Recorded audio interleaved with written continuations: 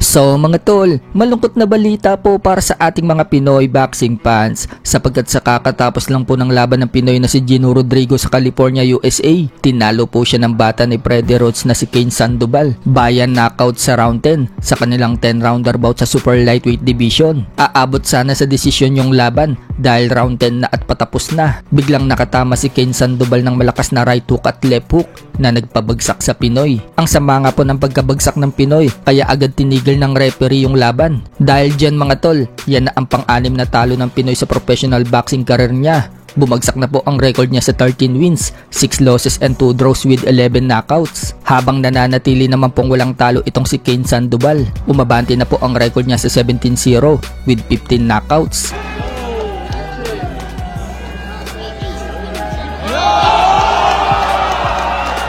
Bukod nga po kay Gino Rodrigo, tinalo din nitong si Kane Sandoval ang dalawa pa nating pambato na si Romero Duno at Mark Bernaldez. Knockout din ang sinapit nila sa kamay ni Kane Sandoval. Sa kabilang banda naman mga tol, may inilabas na naman po na sparring si Janrel Casimero. May nagsasabi pa nga na parang si Lito Lapid daw itong si Cuadro Alas dahil magaling daw itong umilag. Pabor naman si Casimero na hinalin tulad siya kay Lito Lapid. Dagdag pa ni Casimero, idol din daw niya itong si Lito Lapid. Maliit pa lang daw siya, pinapanood na daw nito ang mga pelikula nito.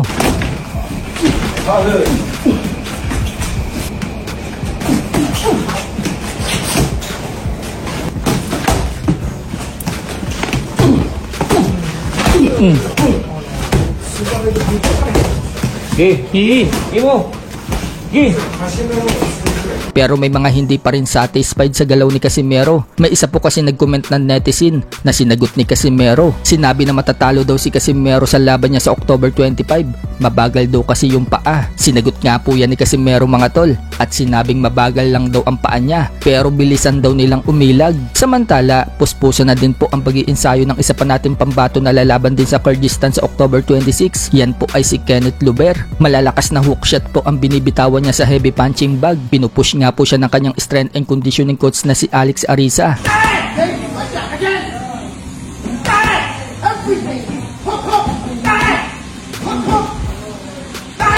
Sa ibang banda naman mga tol, kumuha naman po si Carl James Martin ng therapy expert pagdating sa kondisyon ng katawan niya. Paghahanda din niya sa nalalapit niyang laban sa October 29 sa Smart Araneta Coliseum. Paggugunita ng 50th anniversary ng Trilla in Manila. Hindi kasi biro itong makakalaban ni Martin mga tol na si Aran Dipain ng Thailand. Bagamat tinalo na inuwi itong si Dipain, matibay din na boksingero yan. Bukod tanging si Inoue lang kasi ang nagpabagsak dito kay Dipain. Kaya kung mananakaut din ni Martin itong si Dipain, pangalawa na si Martin ang boksingero makakagawa niyan.